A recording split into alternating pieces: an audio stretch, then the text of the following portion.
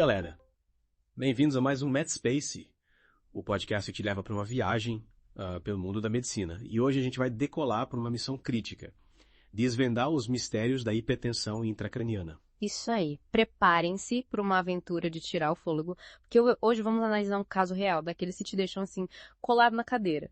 Imaginem a cena. Um paciente chega na emergência após um acidente, inconsciente, com a pressão arterial nas alturas, o coração batendo mais lento que uma preguiça e a respiração toda descompensada. Que mistério, hein? De arrepiar, hein? Vai. Parece até roteiro de filme, mas acreditem, essas situações acontecem mais do que a gente imagina.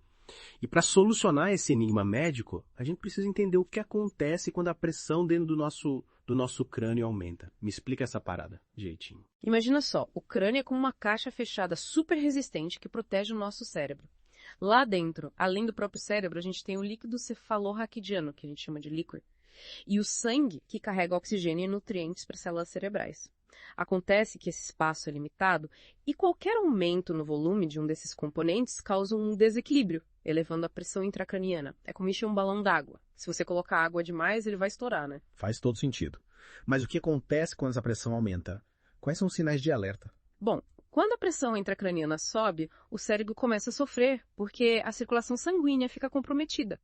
Aí o corpo tenta compensar esse desequilíbrio. E um dos mecanismos de defesa é justamente aumentar a pressão arterial, tentando garantir o fluxo sanguíneo para o cérebro. Só que essa resposta, por mais que tente proteger, pode acabar piorando as coisas. E como a gente identifica se a pressão está realmente alta dentro do crânio? Existe algum sinal específico? Sim. E é aí que entra a famosa tríade de Cushing, um conjunto de 3 sinais clínicos que acendem um alerta vermelho para os médicos. Mas antes de a gente mergulhar de cabeça na tríade, vamos voltar para o nosso paciente misterioso e desvendar o que aconteceu com ele. Ora lá. O que mais sabemos sobre esse caso? Então, nosso paciente é um cara jovem, 28 anos, que foi vítima de um atropelamento. Quando o SAMU chegou, ele estava inconsciente, com uma pontuação de 6 na escala de coma de Glasgow, que vai de 3 a 15, sendo 3 o estado mais grave. Chegando no hospital, a situação piorou. A pontuação dele caiu para 3, a pressão arterial subiu para 150 por 100, o coração desacelerou para 50 batimentos por minuto e a respiração ficou totalmente irregular. Caramba, a situação dele se complicou rapidinho, né? E o que os médicos fizeram? Ele foi entubado imediatamente para garantir a respiração. E durante o exame físico, os médicos perceberam que as pupilas estavam dilatadas e não respondiam à luz. Além disso, os reflexos córneo-palpebral e óculo cefálico estavam ausentes. Uau, quanta informação. Mas me diz uma coisa. Qual desses achados clínicos realmente confirma a suspeita de hipertensão intracraniana? A gente tem aqui escala de coma de Glasgow 3, pupilas dilatadas, presença da tríade de Cushing ou ausência do reflexo córneo-palpebral. Em qual você apostaria? Calma. Antes de revelar a resposta, vamos entender a fundo a fisiopatologia da hipertensão intracraniana, porque a chave para desvendar esse mistério está na doutrina de Monro Kelly. Você se lembra dela? Claro. A doutrina de Monro Kelly, pelo que me lembro, explica como o volume dentro do crânio se mantém constante. Mas me explica de novo para eu refrescar a memória. Perfeito. A doutrina de Monro Kelly, para simplificar, diz que o crânio é como um recipiente rígido, com volume fixo.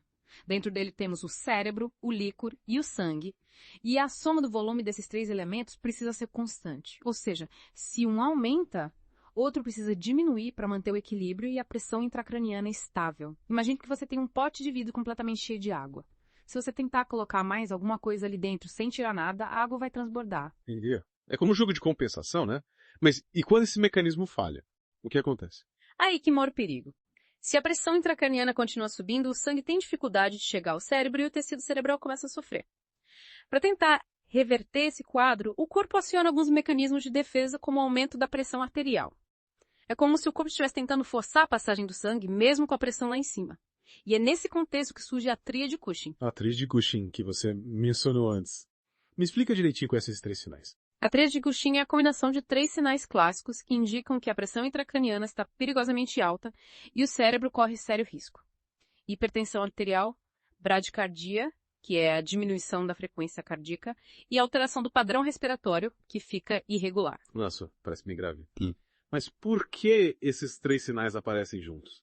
Qual a relação entre eles? A hipertensão arterial, como já falamos, é uma tentativa do corpo de aumentar o fluxo sanguíneo para o cérebro, que está sendo comprimido pelo aumento da pressão intracraniana. A bradicardia, por sua vez, é uma resposta reflexa do sistema nervoso autônomo à compressão do tronco cerebral. Peraí, o tronco cerebral. Qual a relação dele com a bradicardia? O tronco cerebral é responsável por controlar funções vitais, como a respiração e os batimentos cardíacos. Quando ele sofre compressão devido à pressão intracraniana elevada, o corpo reage diminuindo a frequência cardíaca, como uma forma de tentar proteger o cérebro. Interessante. E a alteração no padrão respiratório também tem a ver com o tronco cerebral. Exatamente. A compressão do tronco cerebral também afeta o centro respiratório, que fica localizado ali, levando à irregularidade na respiração. Caramba, agora tudo faz mais sentido. Mas ainda não sei qual das opções que a gente viu confirma a suspeita de hipertensão intracraniana no nosso paciente. Me ajuda a eliminar as alternativas erradas. Vamos lá. A escala de coma de Glasgow de 3, por mais que indique um estado grave, pode ter várias causas, e não é exclusiva da hipertensão intracraniana. Verdade. E as pupilas dilatadas? Pupilas dilatadas ou midíase podem ser um sinal de hipertensão intracraniana, mas também podem ocorrer em outras situações, como traumatismo craniano ou uso de certos medicamentos. Então, isoladamente, elas não confirmam o diagnóstico. Então já eliminamos 2 opções. E a ausência do reflexo córneo-palpebral? A ausência do reflexo córneo-palpebral, aquele que faz a gente piscar quando algo toca na córnea, é um sinal neurológico importante, mas também não é exclusivo da hipertensão intracraniana.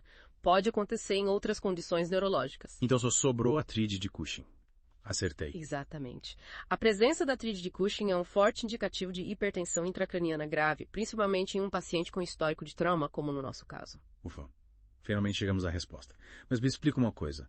Por que a tríade de Cushing é tão importante para o diagnóstico? Porque ela indica que a pressão intracraniana está tão alta que o cérebro está em risco iminente de herniação. Herniação. O que é isso? A herniação cerebral acontece quando a pressão dentro do crânio fica tão alta que o tecido cerebral é empurrado para fora do seu lugar, comprimindo estruturas vitais e podendo levar à morte. É uma situação extremamente grave. Nossa, que perigo. Então, reconhecer a tríade Cushing é fundamental para salvar a vida do paciente. Com certeza. O diagnóstico precoce permite que os médicos tomem medidas urgentes para reduzir a pressão intracraniana, como o uso de medicamentos, ventilação mecânica e até mesmo cirurgia. Mas vamos falar sobre isso na próxima parte do nosso podcast. Fiquem ligados.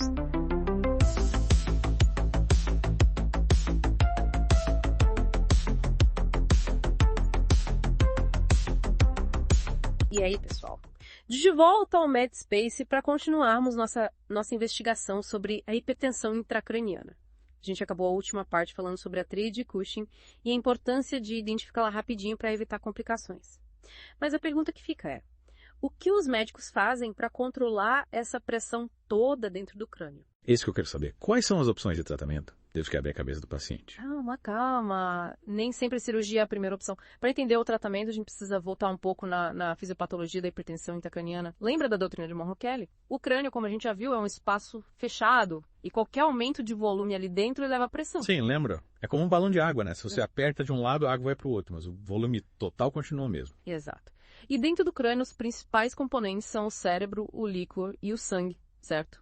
Qualquer aumento no volume desses elementos pode causar hipertensão intracraniana e as causas são diversas. Traumatismo craniano, hemorragia e infecção. Nossa, quanta coisa. E como os médicos descobrem a causa da hipertensão no caso do nosso paciente? Através de uma investigação completa, que inclui exame físico detalhado, análise do histórico do paciente e exames de imagem, como a tomografia computadorizada ou a ressonância magnética. No caso específico que a gente está analisando, a causa da hipertensão intracraniana foi o trauma sofrido no acidente. Entendi. E como os médicos combatem essa pressão toda dentro do crânio? Quais as ferramentas que eles têm à disposição? O objetivo principal do tratamento é reduzir a pressão intracraniana o mais rápido possível e proteger o cérebro de danos. Para isso, existem várias estratégias, desde medidas mais simples até intervenções mais complexas. Me conta tudo. Quero saber quais são as armas secretas dos médicos nesse combate. Uma das primeiras medidas é garantir que o paciente esteja estável hemodinamicamente, controlando a pressão arterial e a respiração.